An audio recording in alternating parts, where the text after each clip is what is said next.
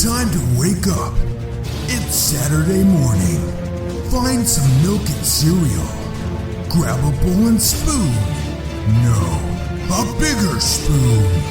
Head to the living room and take a seat on the floor while Joseph and Chris present to you Saturday Morning Cartoon! Hello everybody, welcome to Saturday Morning Cartoon Boom! This is a show where we wake with the Saturday morning sun, plops on a 40 big world series here and watch your favorite cartoons, both old and new. I'm Joseph. And I'm Chris.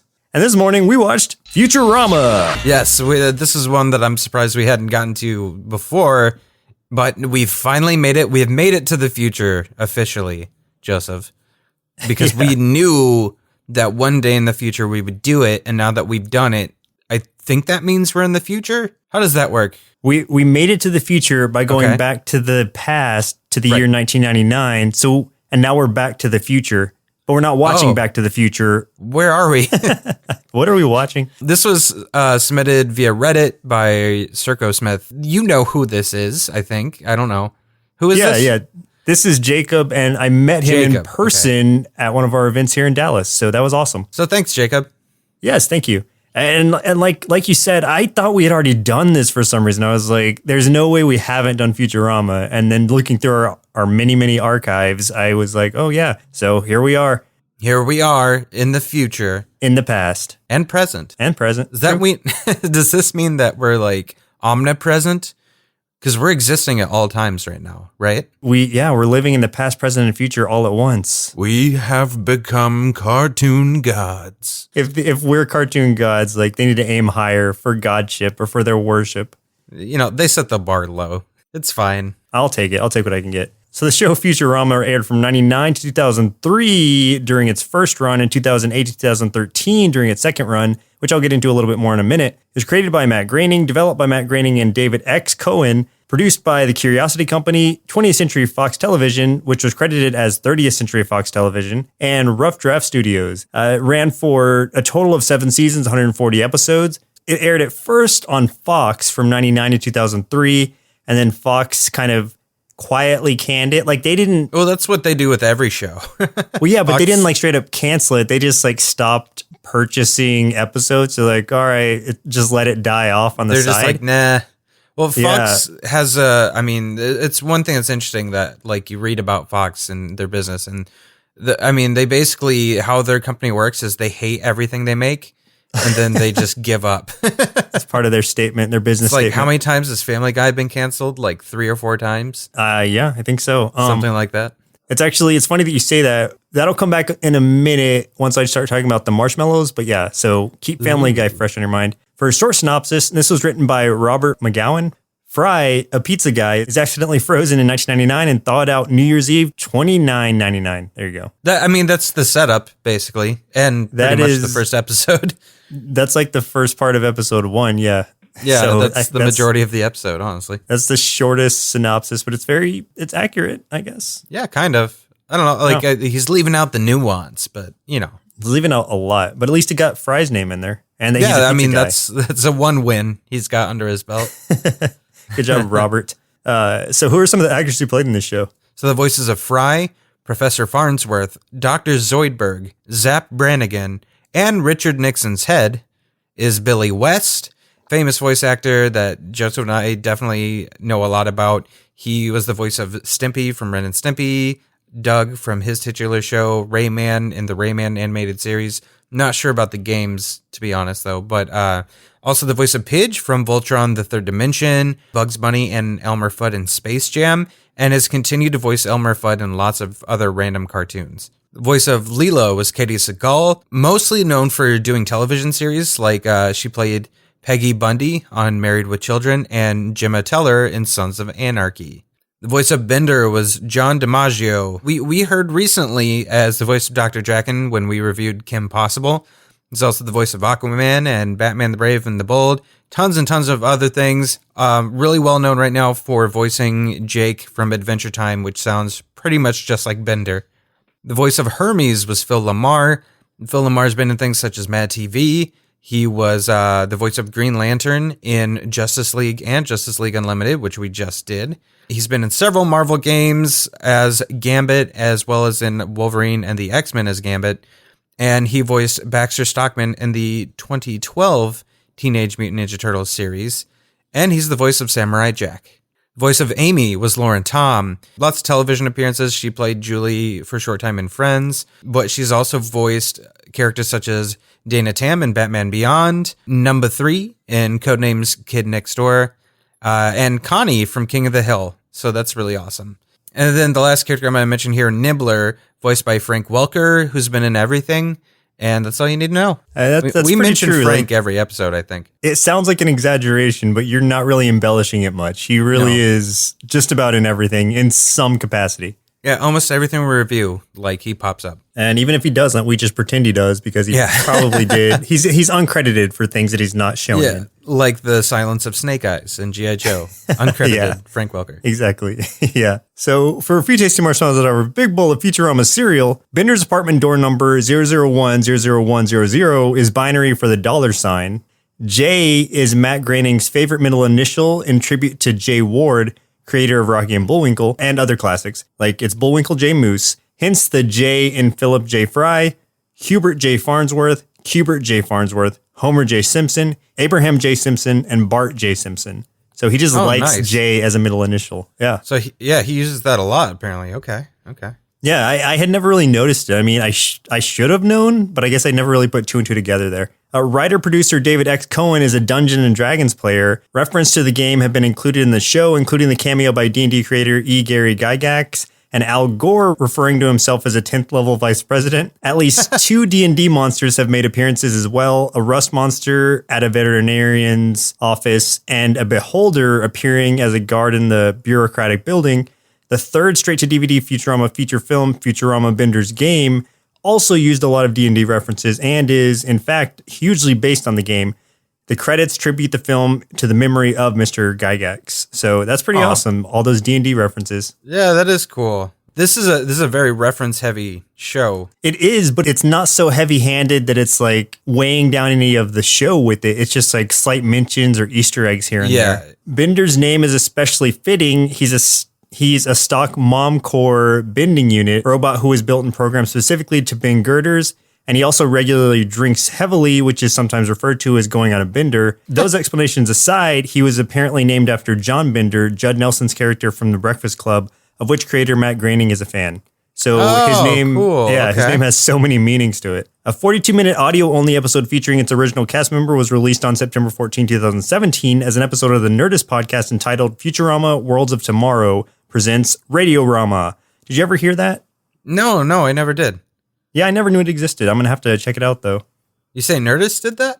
Mm-hmm. Yeah, it was on the Nerdist podcast, actually. Cool. I don't know what episode exactly it was, but it was September 14, 2017, so you can probably trace it back to there. Nice. All right. And lastly, I'm just going to mention some of the things that Futurama has merchandise-wise. The tie-in comic book series that was done by Bongo Comics, the same ones that publish the Simpsons comics, video games, calendars, clothes, and figurines. And in 2013, TV Guide ranked Futurama as one of the top 60 greatest TV cartoons of all time. Wow. Okay. And I said lastly, but I'm not done quite yet. There's one more thing. Yeah. In January 2009, IGN named Futurama as the 8th best in the top 100 animated TV series. At the 2010 San Diego Comic-Con International, Guinness World Records presented Futurama with the record for current most critically acclaimed animated series. In 2014, WatchMojo.com ranked Futurama as the second best cartoon to have been canceled. Family Guy was the first. That's why I was bringing that back from earlier. And lastly, I promise lastly this time, in 2016, Rolling Stones ranked it as the 30th best science fiction television show ever. So it's got a lot of acclaim for anybody who hasn't seen it, which is probably no one, but there might be people. I like these tidbits that you're feeding me, Joseph. Thank you. I had a lot of marshmallows there. But there were so many more. It's hard for me to pick, but I was like, these are kind of cool, so I have to bring them up. But otherwise, I would have been like a whole bowl of just marshmallows. You know, those cereals that are just marshmallows? Yeah. You mean the best cereals is what you're saying? I just didn't want to give anybody like audible diabetes, if that's a thing. It's not a thing, but it could be. It should be.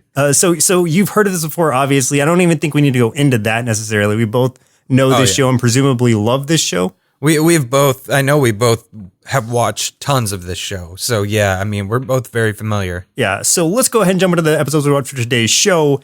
very first episode, highest rated episode, and finally a random chosen episode, or to be rated depending on how those episodes fall chronologically. But of course, I have to start with the very first episode, which is Space Pilot 3000, Season 1, Episode 1. And in this one, delivery boy Fry is accidentally cryogenically frozen on New Year's Eve, 1999, and awakens New Year's Eve 2000, 29.99. That's just weird for me to say, 29.99 to find Earth a very different place. Yeah, I mean, that's, kind of the gist of the episode, but there is some fun stuff in it. And then the resolution of the episode is pretty good too. But yeah, it's basically Fry's this guy who's kind of a loser. His girlfriend is absolutely cheating on him. It's very obvious, but he suspects she's cheating, or he's starting to suspect, even though he saw her drive away with another guy. And yeah, he suspects, though, that she's cheating on him. He's a delivery boy for a pizza place. He doesn't have a car. He doesn't have a lot of money. He is basically like bottom of the barrel here. And he gets a prank call, pizza delivery for a guy named I.C. Wiener. I.C. Wiener, get it? Okay. Anyway, it's to the science lab. He delivers the pizza. He's an idiot, and he falls into a cryo tube and gets frozen. We know all that stuff. What's fun is when he gets frozen, I like seeing, you see the time pass, that montage of night and day going really quickly, and you see the aliens come by and destroy the city. And then, they build it back up as, medieval times. Then the aliens come back and destroy it again.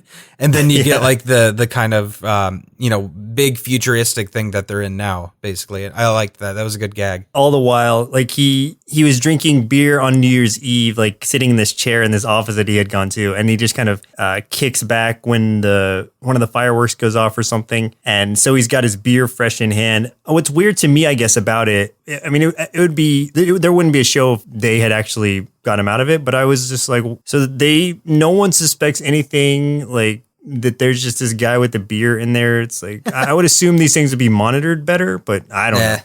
Well, you see the level of intelligence that the people in this world have, and it's not very high. Yeah, that's true. The competency is very low. Yeah. Well, what's interesting too about this is what happened to Fry. And there's a hint of it in the next episode, and I'll bring it up when we get to it, but it was retconned as far as what actually happened, how he fell, or the reason that he fell into the cryo tube, which I think is super interesting. But like I said, I'll bring that up in the next episode.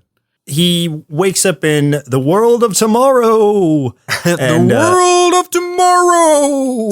I love that guy. The way that they have the world set up, it's very heavy in advertisement and, of course, run by businesses. So it's kind of like the world is going now. But it's the slogan is you got to do what you got to do. So basically it's the whole world has a slogan.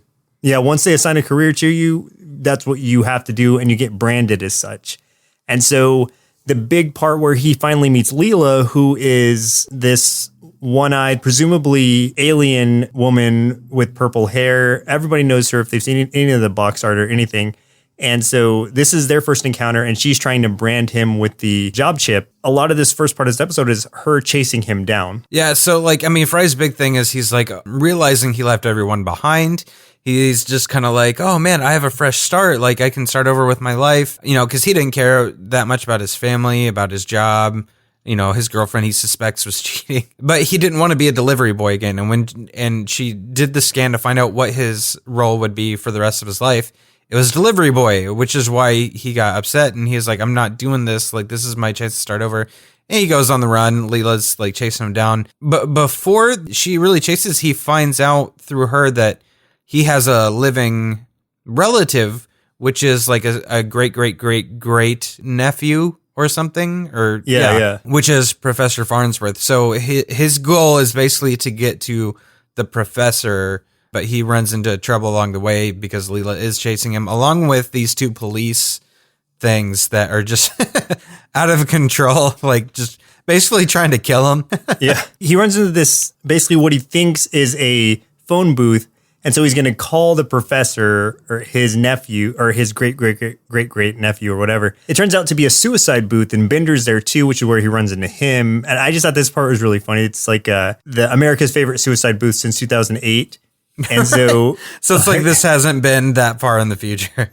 yeah, this has been around for a while. And so you insert a quarter and it just kills you either slowly and painfully or quickly and painlessly. And so it's your choice. You kind of learn a little bit about Bender's backstory there, where he was, he's bending girders and stuff. And then he finds out that the reason that he's trying to commit suicide is because he finds out that the girders he was bending were used to make suicide booths. So it's kind of like a full circle. Yeah, I like that. Yeah, Bender's in line when Fry gets in there, and then Fry was taking too long because he thought it was a phone booth. So yeah, Bender was just like, hey, let's do a 2-for-1. Them meeting there and surviving the suicide booth, which Bender gets mad and calls it a cheap piece of crap. They become buddies, basically. They go and they get drinks. They get chased by Leela together.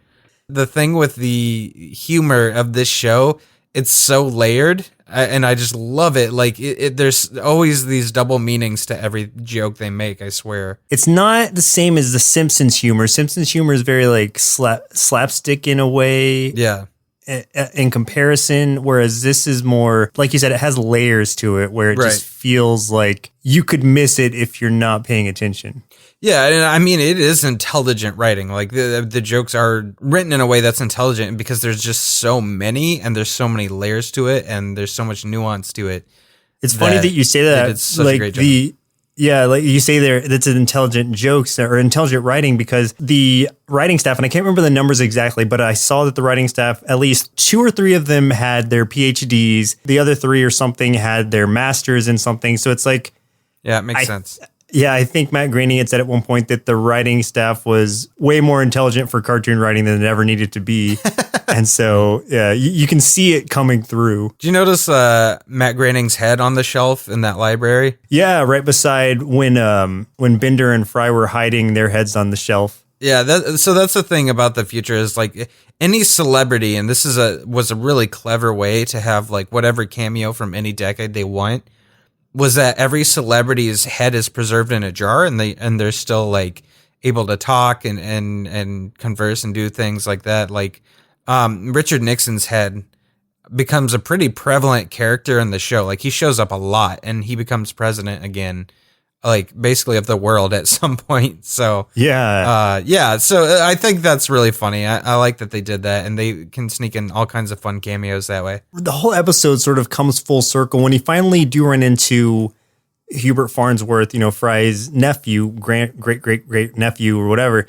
He, like, at first he flies them away on his ship to get away from everyone who's chasing him down. Leela is on their side at this point too. Because she's reached the point where, like, she saw that Fry, like, didn't want to do this job didn't want to be delivery boy for the rest of his life, and then that kind of got her to question her lot in life as well, and so she's kind of breaking from the mold, and Bender as well. So it's all just, I mean, it's got a great message behind it.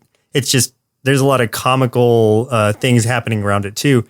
So they are flying away, and then, like I said, full circle where Fry's basically asking what they're going to be doing, because Farnsworth asks, like, if they want to be part of his new crew. The old crew is killed by, like, Space Wasp or something. Yes. And and he is like, all right, yeah, that sounds awesome. Like, what am I going to do? He's so happy about it. I know, he's so excited, like, genuinely excited, which is funny. I mean, it just shows, like, basically how stupid Fry is. Like, he's a complete moron.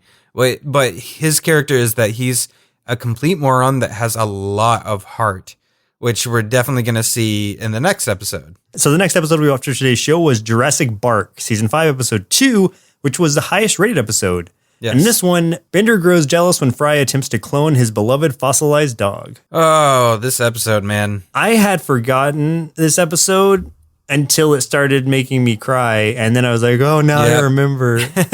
Yeah. Well, I also shed some tears watching this episode. What's funny too is, like, when I was talking to Rochelle about what we were watching for this week, and I mentioned, that it was Futurama, and I was like, oh, the highest rated one is going to be the tearjerker. And she's like, no, the dog episode. Everyone knows this episode. Yeah, even if you don't think you know it, like, once you start watching it, you're like, oh, yeah. Yeah. You know it. You've seen it. You have repressed the memory of seeing it to try to save some of your humanity, but no, it's there. It's still in the back of your head. It's what's causing all your problems now and in your future. I mean, that's just one of the really great things about this show too, is that even as funny as it is, it's just got so many points where it really, like, I don't know, it's like a punch to the gut with some of the heart-wrenching things that happen. And it's strange to even say that in a cartoon, let alone one set in the future with all kinds of crazy things going on around it. It stays incredibly grounded for something that's a space sci-fi future thing. Yeah, so this episode is basically what happens is, well, the time period that Fry is from has been built over. So it's not like it got completely destroyed and then they rebuilt on top of it. They literally, like, it's literally underground. And it's like there's new asphalt or something over the top of all this stuff. So it's underground ruins. These scientists uncovered this ancient pizzeria that they don't understand what it is. And part of that was the body of his former dog, Seymour. Something, I guess, had happened in the past. And like Flash kind of preserved him in like... I don't know, like Pompeii style, you know, like how those people, like that volcano hit and then some of them were just immediately solidified in like that rock kind of stuff. It's basically that. He does some things to get the dog back from the museum, which you think is going to be harder than it is, and it's really not. Like they find all these things that are like used in the pizza parlor, and one of them's the paddle.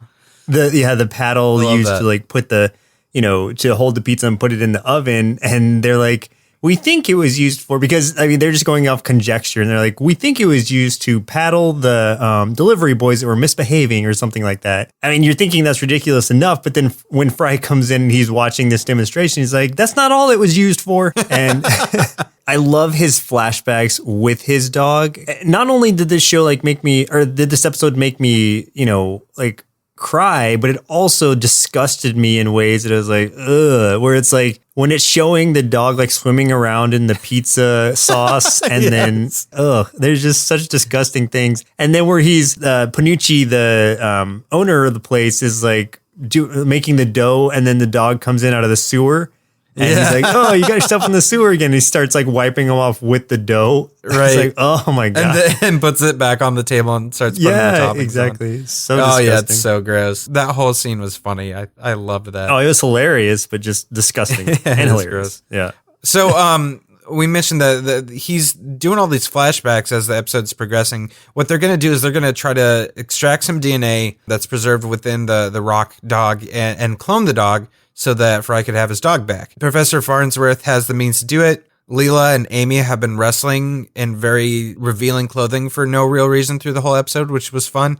During the flashbacks, you're seeing how Fry met Seymour, how that relationship developed. And then you're seeing the date that he disappears. Seymour is trying to keep him from leaving the pizza place.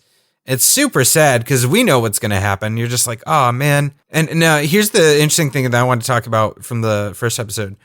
When Fry, it shows that scene again of Fry leaning back in the chair. If you notice this time, before he leans back, you can see Nibbler's eye pop out of the trash can. Did you notice that? Yeah, I forgot about that. Yeah. So in a different episode, because they basically do that scene 3 times. In a different episode that isn't this one, it's revealed that Nibbler actually went back in time and helped tip Fry's chair over so that he fell into the cryo tube because Fry needed to be in the future for some specific purpose. I don't remember what it was. But yeah, so it kind of became retcon that it wasn't just his stupidity. Like, Nibbler actually is the reason that he's in the future. So just something interesting there. For anyone who doesn't know, Nibbler is Leela's pet after she saves him from like his dying planet, but he turns out to be he's like a cute little like monkey cat looking thing. I don't even know how to describe him, but he turns out to be like a hyper intelligent species that are responsible for like protecting the time stream or something like that. Yeah, I love Nibbler's, like, when he talks, he's like, you know, makes noises like, bah, bah, bah, bah. And then all of a sudden he'll be like, you know, if someone knows his secret, he's like, actually, let's have a discussion. And yeah. It's just great.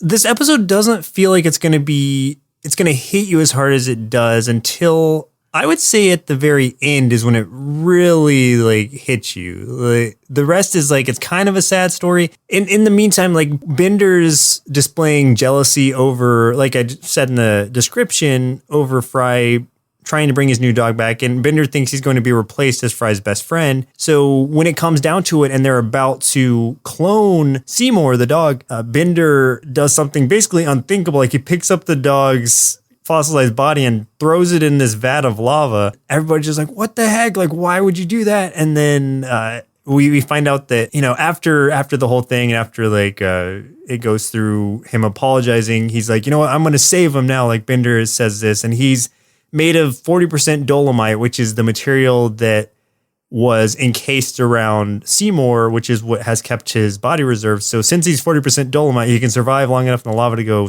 get in and save him, because Fry was going to, but that would have obviously killed Fry. And I like this part too, because Farnsworth is telling everyone, he's like, listen to me. He keeps trying to tell them. No one's paying attention to him. It's so funny. Yeah. He's getting so mad. Yeah, so Bender finally gets him out of the lava, and then the professor's telling Fry, he's like, oh, it looks like from these samples that he was 15 years old when he passed, or when he was covered or whatever. And Fry's like, oh wow, like I knew him when he was 3, so at this point, that's when we were friends. So at this point, he's probably forgotten about me because it had been 12 years after I left. This is where it gets really to describe, like me describing is not going to be nearly as effective as you just watching it. But I will just say, like, it goes through this like brief, like, flashback, almost like a fast forward, like 12-year flashback, where it's like, it's showing, because at one point Fry told, after when he was leaving to go to deliver this pizza and he gets frozen, he tells Seymour to like wait right here for him, right outside the pizza place, waiting in that spot. And then it's showing, the whole time progressing thing, like day and night. And Seymour's just standing there, and it'll show, Mr. Panucci come out and like feed him pizza every once in a while. But he's still just been waiting there and waiting. And then it's like all this time is passing. Yeah, it comes years and years. Years. And then you see like Panucci, like he's like a super old man. And you see the dog aging too.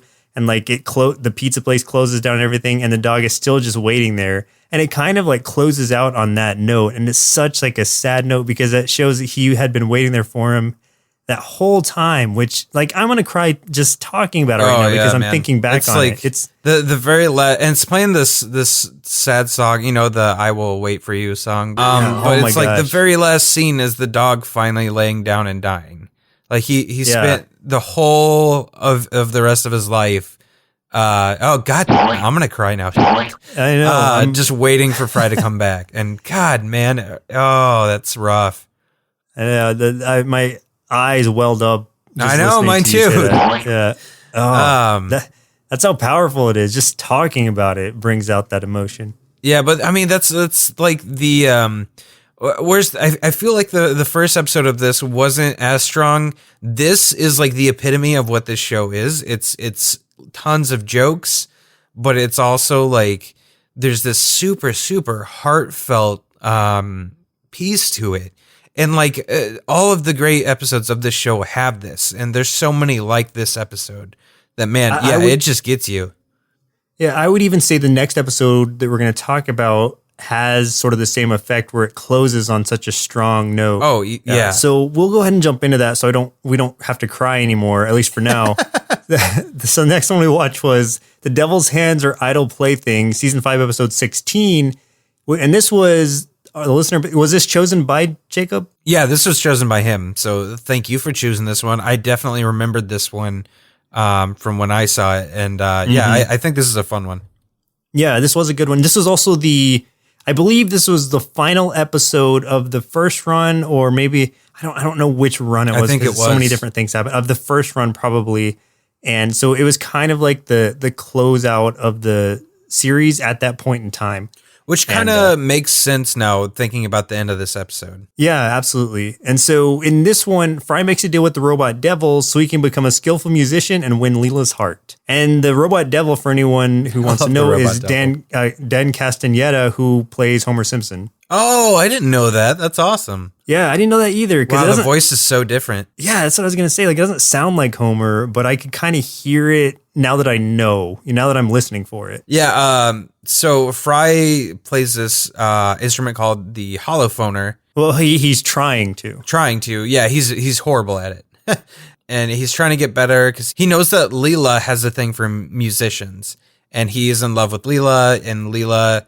Like I don't. It's hard to describe Leela. It's obvious that she has some feelings for him, but they're not that strong, I don't think. But it's kind of like there are tipping points where it seems like she's developing it more. I think this episode it really started to a little bit. Like there was another episode before this where it got pretty dang close. But it always seems like something just gets in Fry's way. Like. If Fry has to do something to really get out of his own way. And so his thing here was, like you said, he makes a deal with the robot devil so he can play the holophoner better. How it happens is he goes to robot hell, or the robot devil is there, and he makes the deal and he spins this giant wheel, rhymes, and it's basically lists all these robots and stuff like that, like Bender's on it and everything. And it's just like, okay, you'll get whoever's hands it lands on. It actually lands on the robot devil's hands. And he's like, oh. It's really clever because like I had seen this episode so long ago and I'd forgotten exactly how it played out. So the way that it looks, it's like it's going to land on, you see Bender's name on that wheel. So your assumption is, oh no, it's going to be Bender. They keep hinting at it too, that it's probably going to be Bender. And then after it finishes rolling, like it's on Bender for a second, like it's going to stop there. And then it rolls a little bit past and then it hits the robot devil. And you're like, oh, wow, that was really cool because it's like suspenseful and you have your suspicions. It's almost like it plays out beat for beat like you think it's going to, and then it does a 180 on you. So they swap hand stuff. Fry is amazing at the holophoner. He becomes like a famous musician with it, apparently. And then he's asked, I love hedonism, but is this robot it's kind of like this torso and head on this lounging chair, and like his legs are the legs of the chair and it walks him, and one arm, I think, isn't one arm constantly holding grapes? Yeah, and just feeding him grapes. Yeah. Yeah, I love that. It's so funny. Bender wanted to make a deal with the devil too. He made a deal so he could be more annoying. Yeah, basically it's a big foghorn that got put on his nose to be more annoying. So the devil is making all of this play out in his favor to where he can get his hands back in a very... Yeah, he really wants his hands back. He even says like in a very circuitous fashion because Fry's hands are terrible. He's like they're touching me in places. Oh yeah, Fry's like, yeah, they get around. Fry gets his hands. He's making this opera at the request of the hedonism bot, and then like he requests to make it about Leela, and so like he grants him that, and in doing so, like he's doing all of this, and like you said, Bender gets this foghorn put on his nose to be more annoying, and the first person he runs across is Leela. And he uses it, and it's so loud that it like deafens her, like temporarily, but long enough to where I think the concert or the opera is either that night or the night after or something. She was literally on her way. Yeah, and so like she's deafened on her way to the opera, and so she's not going to be able to hear the ode to her that Fry has set up, and so that's like the irony of it. And or the robot devil keeps saying it's ironic, or the coincidence, and yeah, they're like, no, that's not irony. Like they keep going back to like that not being coincidence. Irony. Yeah, and funny. So it's playing out, and I love the way this opera plays out because it's like the holophoner is showing all these images of Leela's childhood and stuff, but it's like actual people are playing the parts like in a real opera or play or something. And they're just like these bad costumes of like Leela as a baby or the headmaster over her orphanage or whatever. And so it's showing all these different things, but they're all played by these different characters in these weird masks. I like that because she couldn't hear, Amy's holding emotion flashcards for her. So it's like every time like Fry looks up, Amy shows one of the flashcards of like what she should do. So then Leela like, pretends to be crying or something or sad. Yeah. I like that. It was great. Leela, during the intermission, finds the robot devil who's, I guess, taking coats. He's like the coat check guy. And she makes a deal so she could have new ears because she wants to hear the rest of it because she's getting tired of it. So he asks for her hands. She says no. So he asks for one hand. She says yes. He takes Calculon's ears, which is another robot I like in this show. Calculon's hilarious. Gives them to Leela, attaches them so Leela can now hear. So when they go in for the second thing, the robot devil interrupts it, the opera, and now like all the cast, like Fry and the robot and Leela and everybody else are singing the rest of the episode basically as if they were part of the opera, which I thought was great. It was super clever. It's like they were ad-libbing it, but I think one of them even comments on like, how are we ad-libbing this? Yeah, exactly. Yes. Robot Devil basically reveals everything that happened, that he's been playing this long game. And then when he said that he wanted to take Leela's hand in fine print, or he's like, in the fine print. Yeah. He actually had asked for her hand in marriage and she had accepted. So she has to marry him. And that's how he convinces Fry to give his hands back and all that stuff. So the terrible part about that for Fry is that the way he was trying to win Leela's heart was with those hands. And so having to give up those hands in order to keep her from being married to the devil and keep her freedom, he had to give up the one thing that he thought he needed to win her affection. So it's like, wow, that's crazy. That's a powerful statement there. And I guess there's some irony in there. Maybe I just don't understand irony. So Fry's like, okay, so he starts playing and it's horrible and people are throwing stuff and Zoidberg yells. It happens so quickly too. Like that's the best part. Like he turns on him so fast. So fast. That's why Zoidberg is easily my favorite character of this show. It's so good.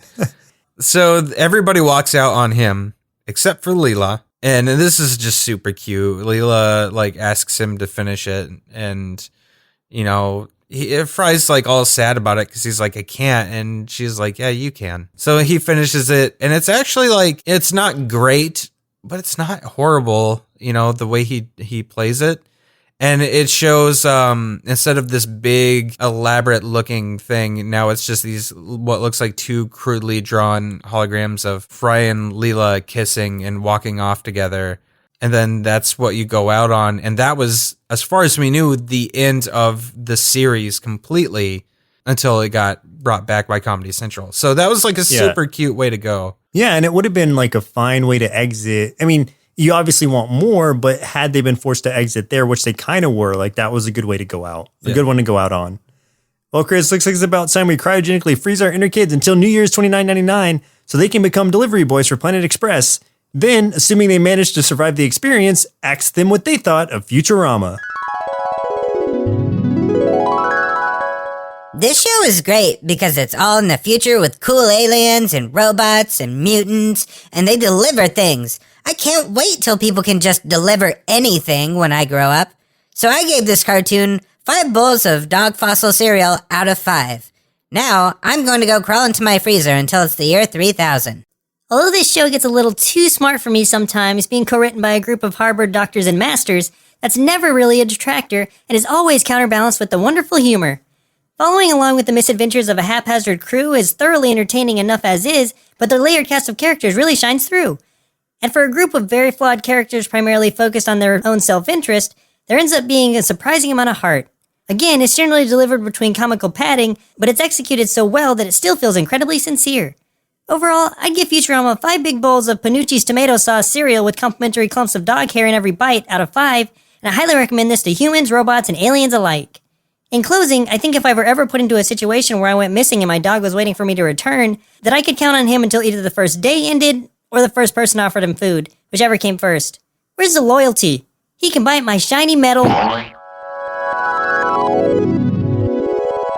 Yeah, just a heads up that if you do crawl into the freezer, I can say being future Chris, you don't wake up in the future. You just wake up in a hospital with hypothermia and frostbite in very unfortunate places. You wake up in the hospital. Technically, I guess you wake up in the hospital in the future, you know, by like maybe an hour or two. It's true. So do you have any final thoughts on Futurama? Like we both said at the beginning, this is something that we had been meaning to come back to, or just not come back to, just come to in general, because it's a show we both know and love. And I guess we know it so well that we had assumed that we had already would have done it. So it's great that we finally had an excuse to do it. So thank you, Jacob, for bringing it to us. If I could give it more than a 5, I would have. It's set in the future, but it's still so timely that it holds up so well. It aged very well.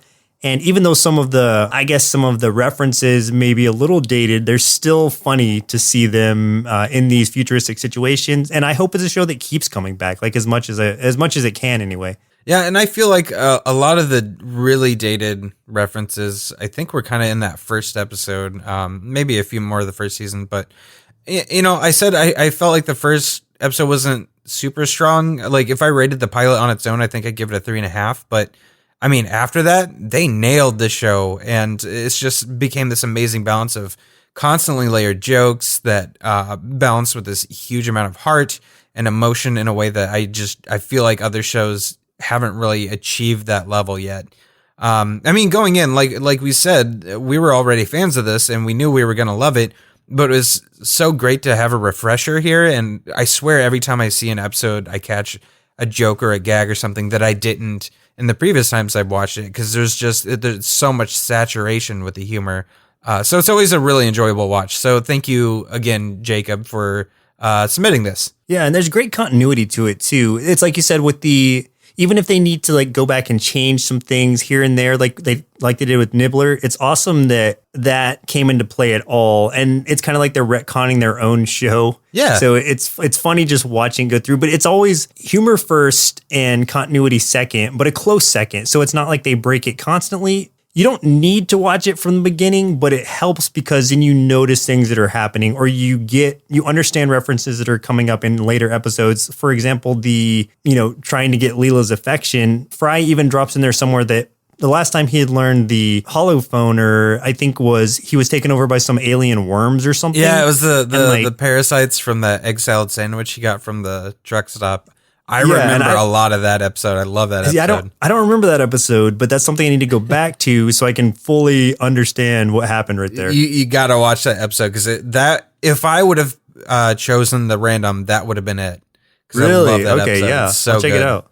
Well, listeners, looks like our milk supply is now run dry, so it's time for us to say goodbye.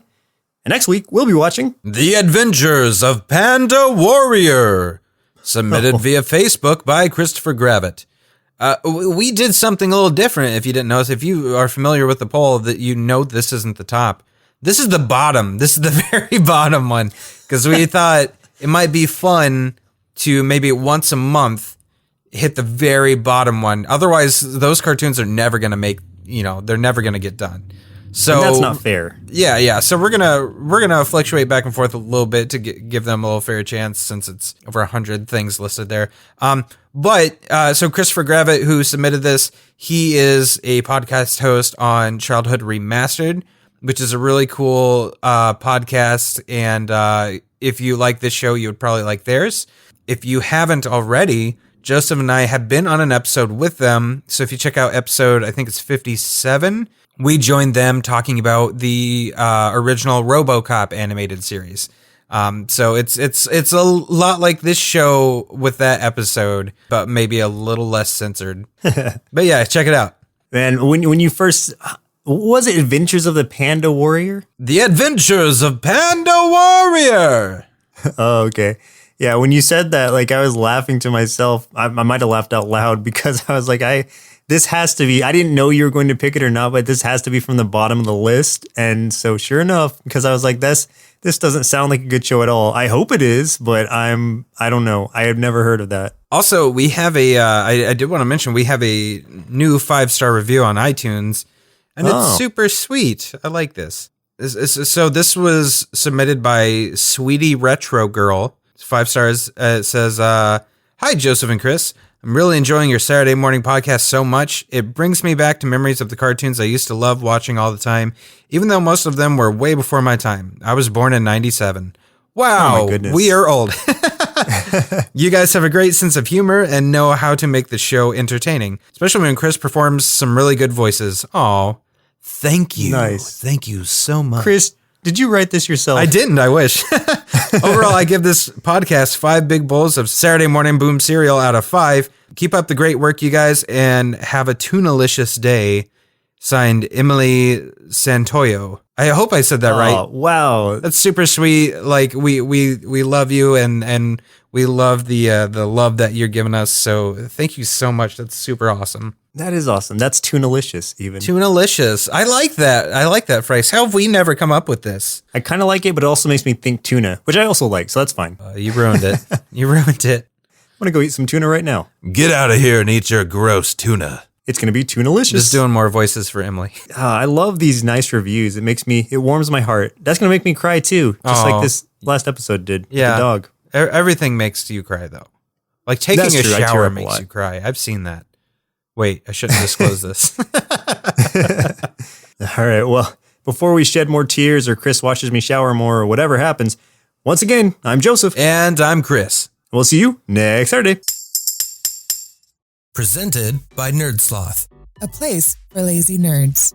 If you like what you heard, consider donating at patreon.com/nerdsloth so we can continue bringing you quality shows. Be sure to also leave us a review and share your favorite episodes and clips on social media. If you're looking for more content, visit us at nerdsloth.com.